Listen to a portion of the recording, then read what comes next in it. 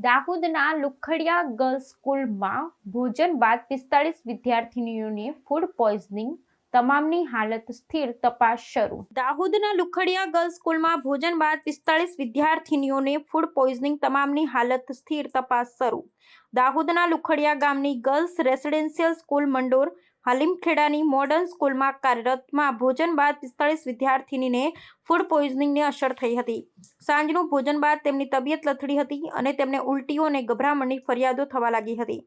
સાંજના ભોજન પછી વિદ્યાર્થીનીઓને અચાનક ઉલટીઓ અને ગભરામણ થવા લાગ્યું હતું, જેને કારણે તેમને તાત્કાલિક સારવારની જરૂર પડી હતી. 56 જેટલી વિદ્યાર્થીનીઓને 108 એમ્બ્યુલન્સ દ્વારા લીમખેડા સરકારી હોસ્પિટલમાં સારવાર માટે લઈ જવામાં આવી.